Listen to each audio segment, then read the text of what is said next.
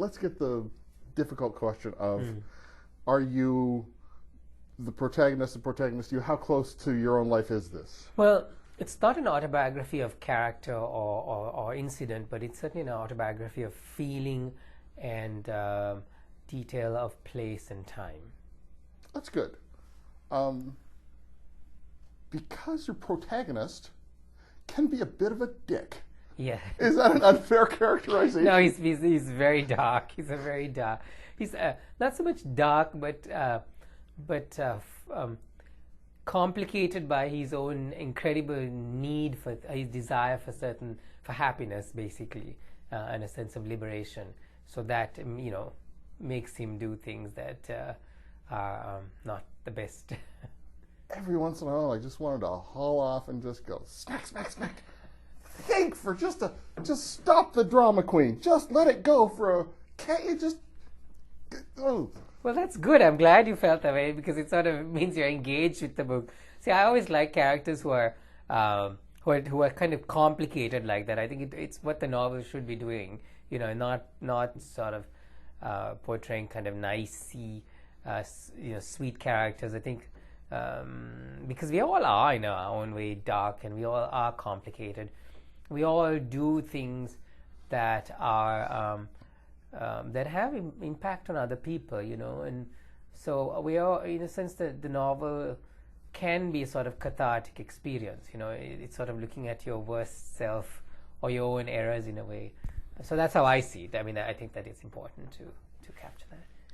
Is your grandmother still alive? No, my grandmother isn't alive, and she's not the character in the book. That's good. But the grandmother in the book is more a kind of representation of the grandmothers of people of my generation. These women who came from the rural gentry and married into the urban gentry and brought with them a more robust idea of womanhood. Sort of slightly crude in their language and in their expectations, but aristocratically crude. And they didn't see any issue with running businesses, and the idea of the home extended beyond the home, the wealth of the home extended beyond the home, and so they felt that the wealth management was theirs to do, and they certainly did it, and they were strong women. Siobhan, yes. He's tell me about him.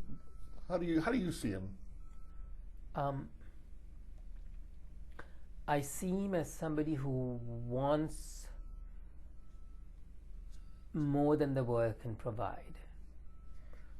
More not the world as in the general world, but more than the world can give him. And what he wants is fair, I think. It's just that the world can't give him that.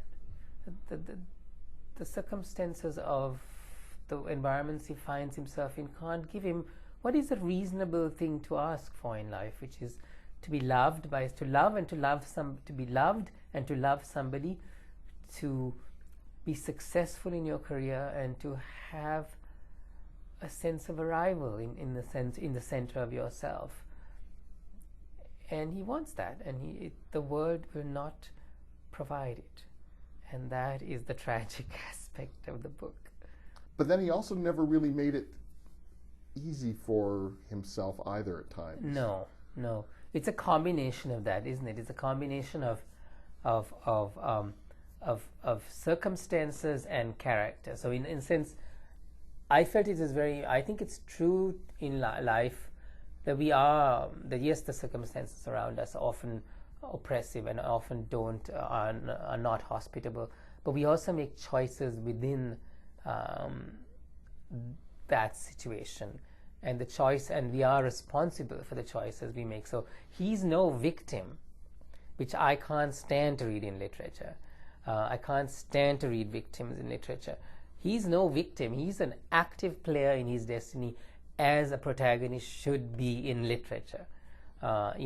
So he's not some character who's sort of being blown by the winds of fate hither and thither. He takes control. It's just that the choices he makes are often tragic, and it is really tragic in the true sense of the tragic. It's not pathos. it's tragedy in the Greek sense of that word.